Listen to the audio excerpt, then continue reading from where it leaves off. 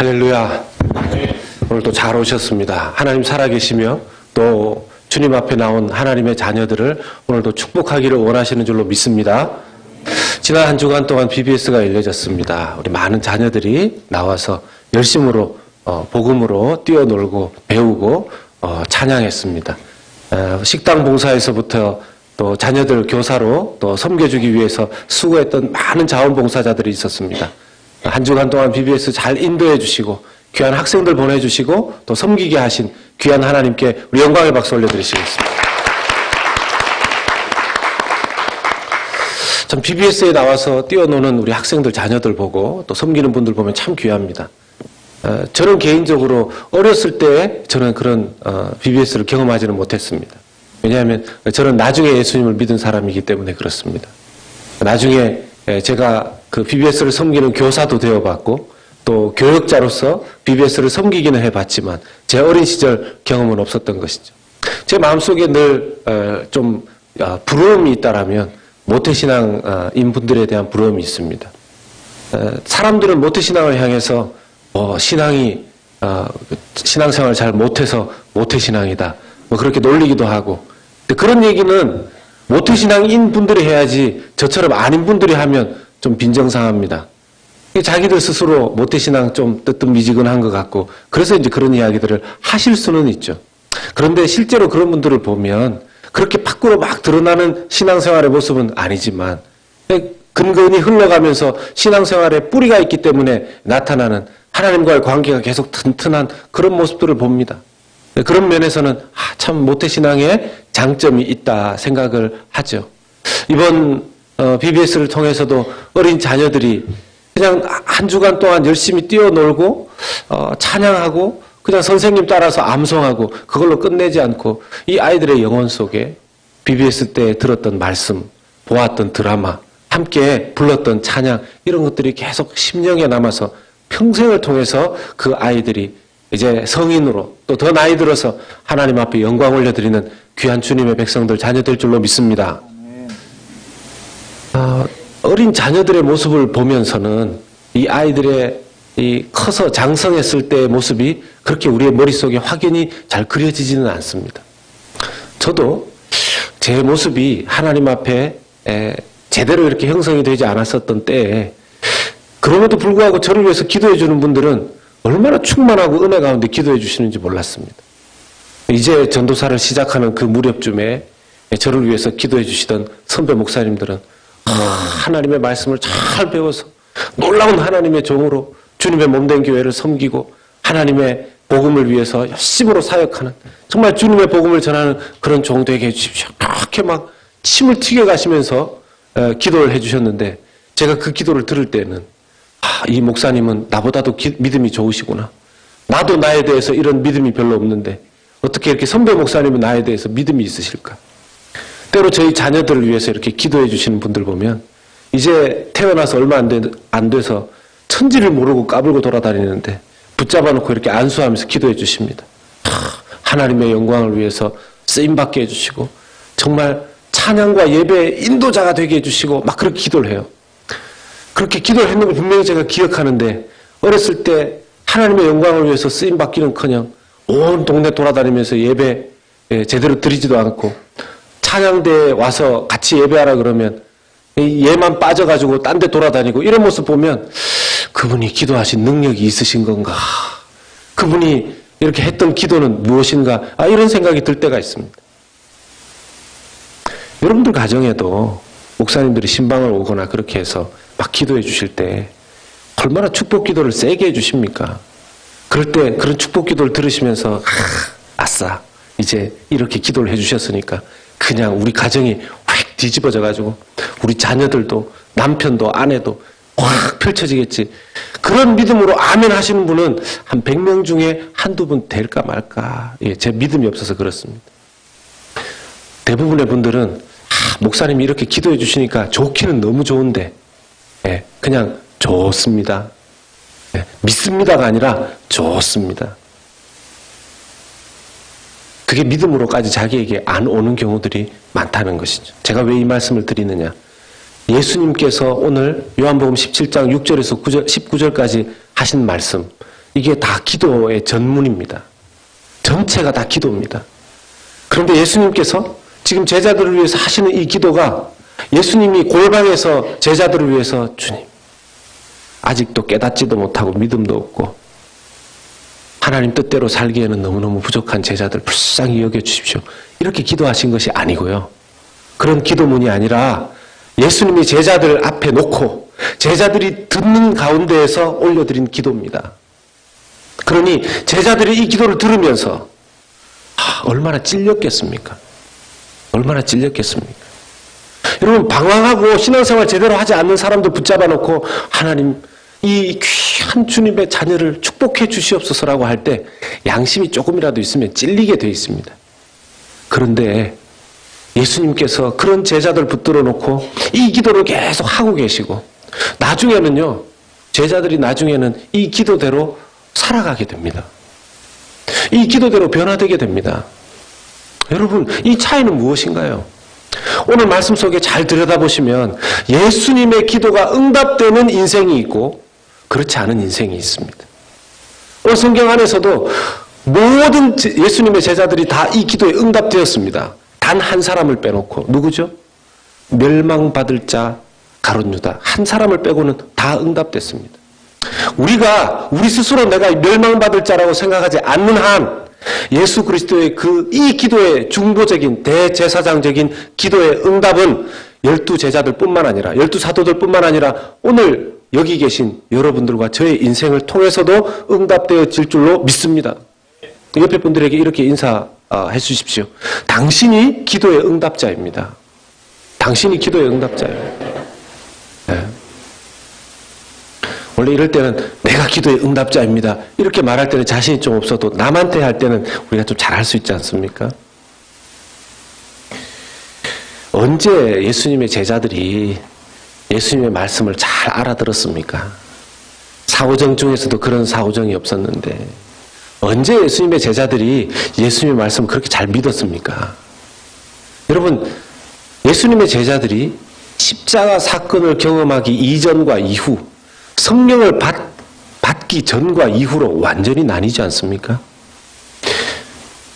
예수님의 제자들이 십자가 사건을 경험하고 성령을 경험하기 이전까지는 우리가 그 삶의 모습들을 보면 참 많이 위로받습니다. 참 많이 위로받습니다. 그런데 예수님의 제자들이 변화되어져서 복음을 위해서 살아갔던, 순교했던 그런 모습들을 보게 되면 부담스럽습니다.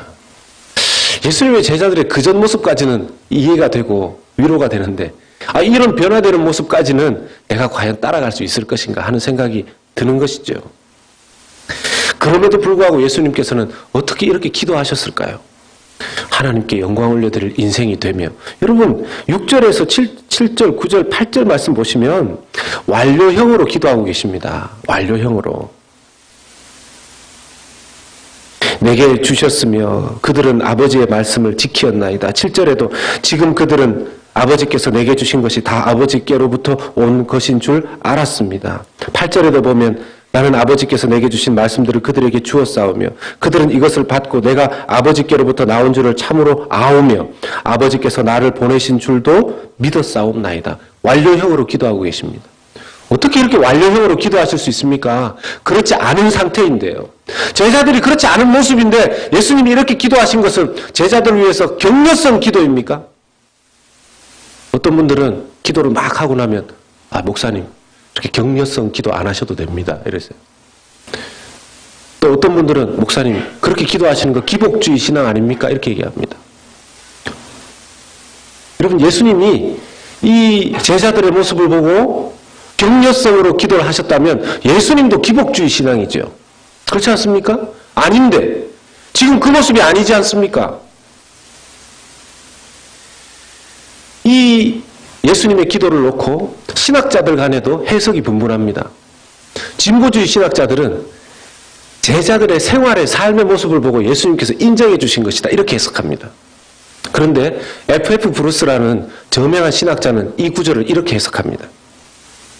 이 기도를 미래적이고 잠재적인 가능성에 대해서 예수께서 인식하신 것으로 해석하면서 제자들이 성령 강림 후 그들의 확신과 전도를 통해 당신께 영광 돌릴 것이 너무나 분명하고 또 이를 확신함으로 예수께서 완료형을 사용하여 기도하셨다라는 것입니다. 저는 이 해석을 받아들입니다. 이 해석에 동의합니다. 미래적이고 잠재적인, 그러나 성령 강림 이후에 반드시 이 제자들이 변화되어져서 복음과 하나님 나라의 영광을 위해서 사용되고 쓰임받을 것을 예수님 확신하셨기 때문에 그 미래적인 시제에 일어날 일들을 현재적으로, 사실은 하나님에게 있어서 과거, 미래, 현재가 어디 있습니까? 예수님의 믿음 안에는, 예수님의 기도 안에는 제자들을 향한 미래가 오늘처럼 생각되어지게끔 그렇게 기도하셨다라는 것이죠. 성경에 이런 미래적인 또 잠재적인 확신에 대해서 기도하고 찬송했었던 여러 가지 케이스가 있습니다. 예수님께서 이 땅에 아기 예수의 모습으로 오셔서 이제 그 모습을 그 성전에서 처음 보여주셨을 때 시몬이라는 자가 예수님을 만나 아기 예수를 향해서 이렇게 찬미를 부릅니다. 누가복음 2장 28절부터 쭉 나오는데요. 시몬이 아기를 안고 하나님을 찬송하여 이르되 주제여 이제는 말씀하신 대로 종을 평안히 놓아주시는도다. 내 눈이 주의 구원을 보았사오니 이는 만민 앞에 예비하신 것이요 이방을 비추는 빛이요 주의 백성 이스라엘의 영광이니이다. 젖도 못된 아기입니다. 젖도 못된 아기를 향해서 무슨 이스라엘의 빛이고 만민을 비추는 그런 구원자라고 이렇게 노래할 수 있습니까? 역시 성령 안에서 영적인 눈이 뜨여져서 예수 그리스도 안에서 이루어질 미래의 일들을 완료형으로 이 시몬이라는 사람이 찬양하고 있는 것입니다. 예수님께서 제자들의 모습들을 그대로 알고 계셨지만 변화될 모습까지 다 알고 계신 채로 기도하셨습니다. 이 기도에 제자들이 응답될 것을 예수님은 알고 계셨고 믿고 계셨습니다. 제자들 스스로의 믿음보다 예수 그리스도의 제자들을 향한 믿음이 더 컸습니다. 여러분, 우리가 어떻게 해서 변화되는지 믿음의 그 작동 원리를 아셔야 됩니다. 나의 믿음보다 하나님이 나를 믿는 믿음이 더 크십니다. 내가 하나님을 사랑하는 것보다 하나님이 나를 사랑하는 것이 더 큽니다. 그래서 우리가 하나님의 사랑에 압도되는 것입니다. 그래서 우리가 믿음으로 살아갈 수 있는 것입니다. 우리 믿음 그래봤자 조금만 어려움 있으면 이리저리 흔들리고 조금만 우리를 유혹하는 것이 있으면 쉽게 흔들리는 게 우리 믿음입니다. 우리가 평생 믿음으로 살다가 믿음으로 하나님 앞에 갈 수 있는 원리도 하나님이 우리를 붙들고 신뢰하시고 믿는 그 믿음, 그 사랑이 비교할 수 없이 더 크기 때문인 줄로 믿습니다. 그렇기 때문에 우리가 주님 따라갈 수 있는 거 아닙니까? 내 믿음을 계산해 본다면 내 믿음 가지고 어떻게 천국을 가겠습니까? 내 사랑을 계산해 본다면 내 자식도 사랑함에 있어서 이리저리 흔들리는 우리 자신인데 어떻게 이 사랑으로 하나님 사랑해 보겠습니다라고 말할 수 있겠습니까? 우리는 우리가 하나님 앞에 기도한 것이 잘 응답되는지 응답되지 않는지 그것에 대해서 궁금해합니다. 내 기도가 왜 잘 응답이 되지 않을까? 그런데 어떤 경우에는 우리의 기도가 응답이 됩니다. 어떤 경우에 응답이 잘 되던가요? 사실은 하나님 뜻대로 올려드리는 그 기도에 그 기도한 대상이 하나님 앞에 순종했을 때 그 기도가 빨리 응답됩니다. 그럼 여러분 입장을 바꾸어서 생각해 보십시다. 우리 기도는 하나님 앞에 어떻게 하면 응답되어지는지 기대하고 기다리면서 지금 예수님께서 하시는 이 기도에 대해서는 예수님의 기도는 누구를 통해서 응답되어져야 하는 것입니까? 예수님의 기도는 그 12제자, 12사도뿐만 아니라 그 이후에 예수 그리스도의 그 복음을 가지고 복음을 전하여 사도들 이후에 사도들의 복음을 들은 모든 교회와 지금 이 자리에 앉아있는 여러분들과 저를 통해서 응답되어져야 하는 것이 예수님이 기도를 하셨다면 예수님의 기도가 응답되어지는 사람들도 바로 믿음 안에 있는 그 사람들 아니겠습니까?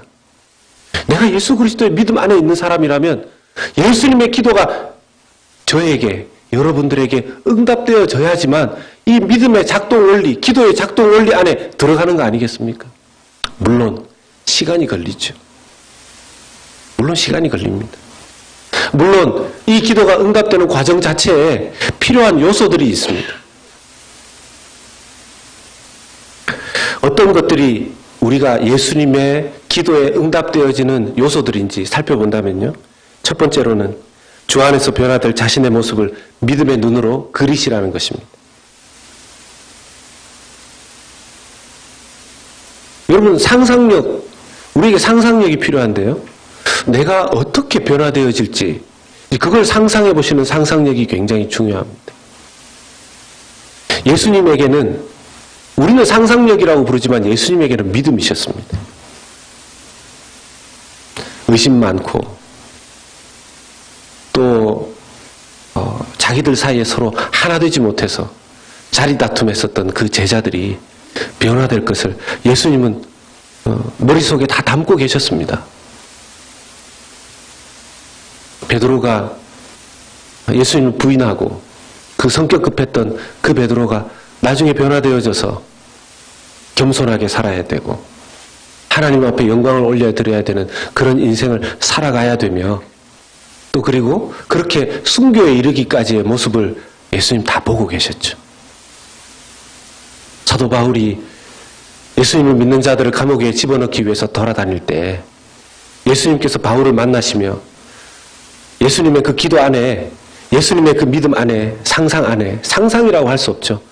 그 모든 시간 안에서는 바울이 예수님을 믿어 전 세계에 복음을 전하고 나중에 바울도 순교의 자리에까지 들어가게 될 것을 예수님은 믿음으로 보고 계셨죠. 그 예수님의, 하나님의 우리를 향한 변화의 믿음의 일부분이라도 저와 여러분들이 상상하실 수 있기를 주님의 이름으로 축복합니다. 이런 부분에서 영적인 눈이 열려져야 되는 것이죠. 꿈을 꿔도 생각을 해도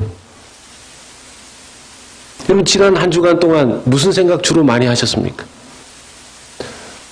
하루 24시간 중에서 무슨 생각을 주로 하셨습니까? 일주일에 7일 동안 주로 무슨 생각 많이 하셨습니까? 가장 많이 생각한 그것이 자기의 주인입니다. 일주일 내내 돈을 제일 많이 생각했다면 돈이 자기 주인입니다. 일주일 내내 자기 건강을 제일 많이 생각했다면 건강이 자기 주인입니다. 일주일 내내 자기 자식들 늘 생각했다면 자식이 자기 우상입니다. 목사요? 일주일 내내 교회를 더 많이 생각했다면 교회도 자기 우상입니다.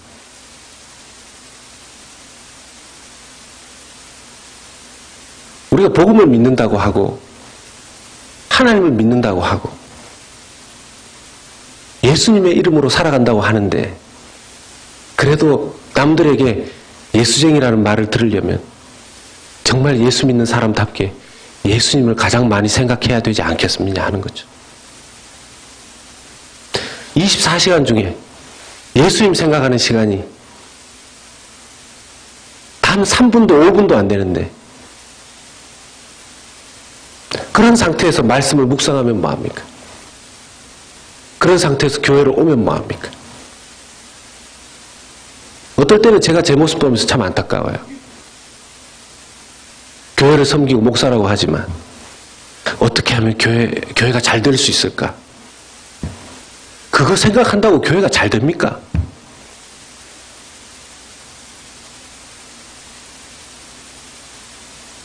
그 시간에 하나님 생각하고 그 시간에 예수님을 생각해야죠. 그게 바른 믿음 아닙니까? 제가 이 말씀을 묵상하면서 하나님 부끄럽습니다. 제자들 앞에서 이 기도를 했을 때 제자들이 찔렸겠지만 주님 이 기도를 듣는 제 자신도 지금 찔립니다. 그런데 예수님의 그 믿음 안에 변화되어질 제자들의 모습이 있었듯이 예수님의 그 기도 안에 또 장차 변화되어질 제 모습도 있다라는 것을 제가 믿음으로 고백하기를 하나님이 원하신다는 것을 깨달았습니다. 사랑하는 여러분, 여러분들의 일주일의 삶 속에 무엇을 가장 많이 생각하면서 무엇을 많이 묵상하면서 사셨는지는 모르겠지만 지금 그 모습이 예수님 앞에 합당한 모습이 비록 부족하다 할지라도 예수님의 기도 안에 여러분들을 변화시키시는 은혜가 계속해서 이루어지고 있음을 믿으시기를 주의 이름으로 축복합니다. 여러분, 예수님의 기도가 응답되지 않으면 누구의 기도가 응답되겠습니까? 제 아는 목사님이 신방을 가셨는데 그 가정에 이제 부부가 오랫동안 자녀가 없었습니다. 이 목사님이 이렇게 머리가 좋은 목사님이에요. 원래 머리가 좋은 사람이 기도를 잘 못합니다. 왜냐하면 믿어지는 데까지 기도를 하거든요. 이분이 시험관 시술도 오래 했다는 것도 알고 있고 하니까 이 목사님이 어떻게 기도를 해야 될까 하다가 어떻게 하겠습니까? 목사가 하나님 이 가정에 아기를 주시옵소서. 자기가 믿음이 있는지 없는지도 모르고 그냥 팍 기도를 하고 그 다음 해에 그 집에 아기가 생긴 거예요. 자기가 제일 놀랐어요. 목사님이 제일 놀랐어요. 그 목사님 저보고 얘기하더라고요. 목사님, 제가 제일 놀랐습니다. 그 가정에는 기쁘고 감사하니까 그 소식을 목사님에게 전하지 않았습니까? 목사님, 기도해 주신 덕분에 아기가 생겼어요. 자기도 할렐루야 이래놓고 전화 끊고 회개. 하나님, 저도 안 믿는 기도에 응답해 주셔서 감사합니다. 목사가 이렇습니다. 근데 이분이 그러고 나서 그 이후부터 믿음이 생기셨어요. 그래서 그냥 가정에 신방을 가기만 하면 그 가정의 지금 형편과 상황에 상관없이 그냥 있는 축복 없는 축복 다 짜내서 기도를 해주는 거예요. 여러분, 우리가 믿어지는 데까지 믿어져서 기도해서 응답되면 그게 기도의 응답입니까? 아니면 자연스러운 자연 법칙의 결과입니까? 주님, 이 가정에 밤이 되면 잠을 잘 자게 해주시고 낮이 되면 다 일어나게 해주시고 나이가 들면 다 늙어가게 해주시고 이게 뭐 기도입니까? 자연 법칙을 읊는 겁니까? 주님, 우리에게 가르쳐 주신 예수님의 기도의 비밀 안에 여러분, 현실적인 것을 현실적으로 인식하는 것으로 끝내는 기도는 하나님께서 원하시는 기도가 아니고 하나님께서 해주실 필요도 없는 기도입니다. 여러분, 주 예수님의 이름으로 기도하는 이유가 뭡니까? 하나님의 영광을 위해서 하나님의 이름을 두고 기도하는 이유가 뭡니까? 하나님의 능력에, 이름에 능력 있음을 믿으시는 거 아닌가요?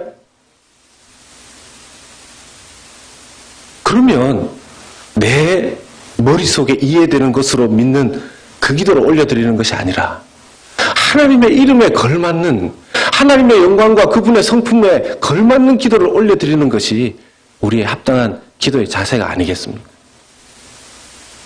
두 번째는 주 안에서 하나됨을 계속 추구하여야 한다는 것입니다.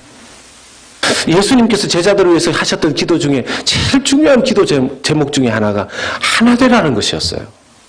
예수님께서 계실 때에도 그렇게 치고받고 싸웠습니다. 예수님 계실 때에도. 예수님 떠나실 때 얼마나 걱정이 되셨겠어요. 그래서 예수님 기도하십니다. 하나 되게 해달라고. 에베소서 4장을 보면 사도 바울이 이 비밀을 깨닫고 권면합니다. 에베소 4장 1절부터 해서 그러므로 주 안에서 갇힌 내가 너희를 권하노니 너희가 부르심을 받은 일에 합당하게 행하여 모든 겸손과 온유로 하고 오래 참음으로 사랑 가운데서 서로 용납하고 평안에 매는 줄로 성령이 하나 되게 하신 것을 힘써 지키라. 성령은 하나 되게 하시는 영입니다. 예수님이 함께 계시면 어떻게 해서든지 하나 되게 합니다. 우리가 받은 성령은 하나 되게 하시는 영인 줄로 믿습니다. 하나 되게 하시는 영인 줄로 믿습니다. 자꾸 이렇게 줄을 긋고 이렇게 옛날에 제 기억에도 초등학교 때는 남녀 공학이지 않았습니까? 제 짝꿍이 깍쟁이 같아가지고 줄을 딱 끄면서 절대로 넘어가면 안 돼. 막 이렇게 이제 얘기를 했었는데 그때는 이제 제가 예수를 안 믿어서 하나 되지 못했나 봅니다. 교회는 그래서는 안 된다라는 거죠. 하나됨을 깨트리는 일이 아니라 하나됨을 추구해야 된다는 것입니다. 세 번째는요, 주 안에서 서로 사랑을 표현해야 됩니다. 주 안에서 서로 사랑을 표현해 주십시오. 오늘 파더스데이인데요. 보면 파더스데이는 이렇게 좀 이렇게 흘러 지나가는 것 같아요. 우리 아버님 중에서 이렇게 혹시 꽃이나 뭐 집에서 다 받으시고 하셨죠? 네, 뭐, 대답이 예, 그렇습니다. 이 마더스데이는 거의 뭐 국가의 잔치처럼 이렇게 하는데, 파더스데이는 좀 이렇게 그냥 지나가려고 합니다. 이 아버지들이 그 표현을 잘 못하는 경우들이 많습니다. 좀 무뚝뚝한 경우들도 많고, 요즘은 좀 많이 바뀌었죠. 사랑한다고 표현도 많이 하고. 그래서 아버지들에게 자녀들, 가정에 대해서 좀 사랑을 많이 표현해 주십시오. 그러면 목사님, 뭐 말 굳이 해야 됩니까? 다 아는 건데. 우리 시대는 그렇지 않습니다. 뭐 이렇게 얘기하시죠. 시대를 막론하고 사람이 바뀌어야 됩니다. 예수님이 우리 안에 오시면 우리가 예수님 때문에 자꾸 바뀌어야 됩니다. 아멘이시죠? 그러면 표현하셔야 돼요. 표현하셔야 돼요. 자녀들도 마찬가지입니다. 아버지에 대한 사랑을 표현해야 됩니다. 뭐 아버지가 그런다고 자녀도 아버지한테, 뭐 아버지도 나한테 표현 안 하는데 뭐 저도 뭐 마찬가지 아닙니까? 그래서 안 되죠. 자녀들도 표현해야 됩니다. 저도 뭐 경상도 사람이라 저희 아버지 저한테 그렇게 이야기하신 적 잘 없고, 저도 뭐 그런 적이 잘 없는데 어느 날 미국에 있을 때 제 마음 가운데 아버지 너무 감사한 거죠. 그래서 전화로 아버지 사랑합니다 이 얘기를 해야 되는데 몇 번을 못하고 끊었어요. 몇 번을. 아버지 왜 잘 계십시오 이렇게 끊었어요. 제 기억에 한 3번째 될 때 아버지, 그러니까 왜 그러는데 사랑합니다. 아버지가 놀라셨어요. 그래 그러면서 끊으셨어요. 이제 그 다음부터는 제가 아버지 사랑합니다 하면 그래 아들아 나도 사랑한다 그렇게 얘기를 하셔요. 누구든지 내 안에 예수님 먼저 모신 자가 사랑을 표현할 수 있어야 됩니다. 언젠가는 내 마음속에 표현하지 못했던 사랑 때문에 후회할 날이 올 수도 있습니다. 마지막 4번째는 보통 3번 하는데 4번째까지입니다. 마지막은 경건의 훈련을 게을리하지 마시기 바랍니다. 경건의 훈련을 게을리하지 마시기 바랍니다. 오늘 본문 요한복음 17장 19절의 말씀에 보면 또 그들을 위하여 내가 나를 거룩하게 하오니 이는 그들도 진리로 거룩함을 얻게 하려 함이니이다 했습니다. 진리로 사람이 계속해서 성숙하고 성장해가고 거룩해지게 되는 것이죠. 예수님의 제자들, 예수님과 함께 있었을 때 귀신도 잘 못 내쫓았습니다. 사람들이 예수님의 제자들 보고 별로 존경하지도 않았습니다. 그런데 나중에 그들이 변화되죠. 나중에 그들이 변화됩니다. 그들이 가장 소중히 여겼던 것이 무엇입니까? 예수 그리스도, 그리고 주님께서 주신 모든 말씀, 구약의 선지자들을 통해서 예언하셨던 그 구약의 말씀, 그리고 예수님께서 오셔서 직접 증거하신 하나님 나라와 그에 대한 그 수많은 복음, 그것을 붙잡고 그들이 계속해서 거룩해졌던 것이죠. 내 인생 어떻게 하면 거룩해질 수 있을까요? 진리로 가능하게 되는 줄로 믿습니다. 그러려면 경건에 이르기를 계속해서 연습하셔야 되고, 경건에 있어서 게을러지시면 안 됩니다. 우리가 정말 얼마나 게으른지요. 네. 그 식당 이름 중에서도 뭐 레이지 뭐 이렇게 있더라고요. 우리는 그런 거 좋아합니다. 게을러지는 거. 편안하잖아요. 그냥 저도 이제 내일부터 이제 교회에서 허락을 받아서 휴가를 가는데, 휴가 갈 때 제가 꼭 외치는 구호가 있는데 여러분 기억하십니까? 아프지도 말고 죽지도 말라. 네, 따로 안 하겠는데 하여튼 꼭 지키셔야 됩니다. 제가 없는 동안에는 아프지도 말고 죽지도 말기. 예. 가서 휴가 때 이제 잘못하면은 그냥 집에서 팬티만 입고 리모컨이나 삑삑 누르면서 완전히 게을러질 수 있습니다. 여러분 주일날 차라리 그냥 쫙 퍼져서 주무시는 게 더 월요일을 새롭게 출발하시기 좋으시겠다라는 생각이 많이 드시지 않습니까? 네, 이거 지금 아멘 하려고 하니까 타이밍은 아닌 것 같고 고개는 끄덕끄덕 하시는 분들이 계세요. 그런데 여러분들 신앙생활 하시면서 이 주일을 지켰을 때 월요일 시작이 그렇게 죽을 것 같은가요? 아니에요. 하나님께서 예배하는 자에게 주시는 은혜와 새힘 주심이 있는 줄로 믿습니다. 여러분 육체적으로 편안하게 막 늘어져 있어서 하나님이 힘을 주시는 게 아니라 물론 쉼은 주시지만 피곤하고 지쳐도 어제 저녁에 누가 연락이 왔어요. 목사님 내일 교회 못 갈 것 같습니다. 왜요? 그런 거라도 연락해 주는 것만 해도 감사해요. 네, 왜냐하면 친척 중에서 누가 뭘 좀 도와달라고 했는데 5시간 거리를 갔다가 5시간 거리를 와야 되는데 목사님 주일 이 예배 시간에 맞추기 어려울 것 같습니다. 뭐 어떻게 하겠습니까? 그렇게 밤에 갑자기 가족한테 연락받아서 왔다가 가야 된다는데. 그래서 예 알겠습니다. 운전 조심하시고. 근데 일부 예배에 왔어요. 일부 예배에 왔어요. 여러분 여기서 5시간 거리면 대략 어딘지 아시죠? 또 거길 갔다가 일부 예배에 왔어요. 그래서 제가 예배 드리다가 기도하고 나서 눈을 떴는데 깜짝 놀라서 나중에 물었어요. 설교하는 내내 궁금했었지만 참았다가 물었어요. 어떻게 돼요? 그냥 갔다가 잠 안 자고 바로 왔대요.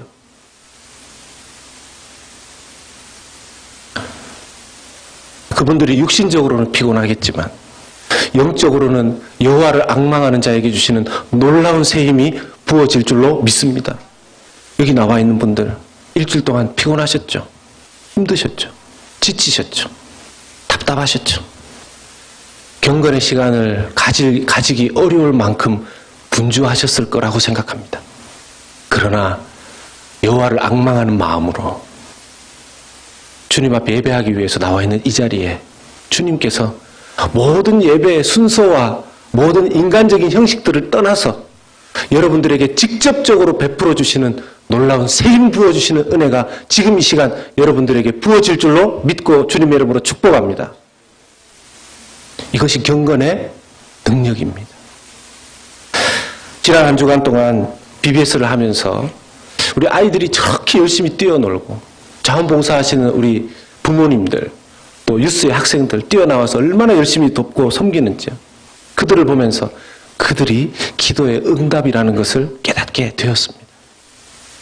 사랑하는 여러분, 이번 한 주간도 살아가실 때 이번 한 주간 우리가 하는 기도가 어떻게 응답되느냐도 중요하지만 이번 한 주간 여러분들과 저의 삶이 예수 그리스도의 이 대제사장적인 기도에 응답되는 삶, 내가 응답자가 되는 그 삶 살아가게 되시기를 예수 그리스도 이름으로 축복합니다. 우리 같이 기도하도록 하겠습니다. 우리 함께 기도하실 때 기도 제목 제가 드립니다. 주님의 기도 안에 내가 응답자가 되어가는 것을 잊지 않게 해달라고 기도하기를 원합니다. 또 주님의 뜻대로 내가 변화되게 해주시고 말씀으로 변화되게 해주시고 나를 통해서 주님의 복음이 나타나고 우리 가정과 교회를 주님 사랑으로 하나 되게 하여 주시옵소서라고 우리 한 목소리로 오늘 들은 말씀 기억하면서 주님 내게 주신 말씀을 주님께서 살아낼 수 있도록